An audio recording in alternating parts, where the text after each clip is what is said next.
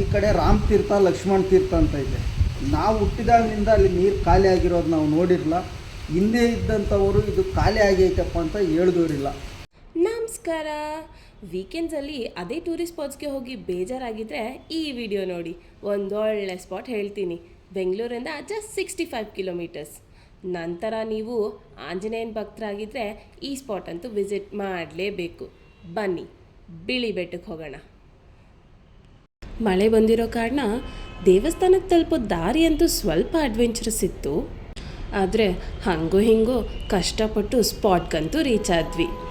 ಇಲ್ಲಿಂದ ಶುರು ಮಾಡಿದ್ರೆ 250 ಸ್ಟೆಪ್ಸ್ ಹತ್ಕೊಂಡು ಬೆಟ್ಟದ ಮೇಲಕ್ಕೆ ಹೋಗಬೇಕು.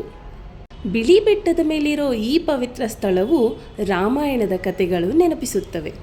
ನಾವು ಕೆತ್ತನೆ ಮಾಡಿರೋ ಮೂರ್ತಿ ಅಲ್ಲ, 106 ವರ್ಷದಿಂದ ಅವನು ಭಗವಂತನು. ಗುಹೆಯೊಳಗೆ ಕೆತ್ತಿರುವ ಹನುಮಂತನ ವಿಗ್ರಹ, ಸೀತಾದೇವಿ ದೇವಾಲಯ, ಐತಿಹಾಸಿಕ ರಾಮತೀರ್ಥ, ಲಕ್ಷ್ಮಣ ತೀರ್ಥ ಹಾಗೂ ಸೀತಾದೇವಿ ತೊಟ್ಟಿಲು ಸಹ ನೀವು ಇಲ್ಲಿ ನೋಡಬಹುದು. ಮಳೆಗಾಲದಲ್ಲಿ ಬೆಟ್ಟದ ಮೇಲಿಂದ ಕಾಣುವ ನಿಸರ್ಗದ ನೋಟ ಮನಸ್ಸನ್ನು ಬೆರಗುಗೊಳಿಸುತ್ತದೆ.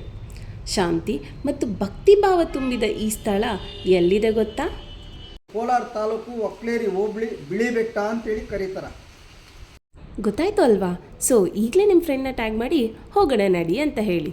ಆದರೆ ಸ್ವಚ್ಛತೆ ಕಾಪಾಡೋದನ್ನು ಮಾತ್ರ ಮರಿಬೇಡಿ. ಬಾಯ್.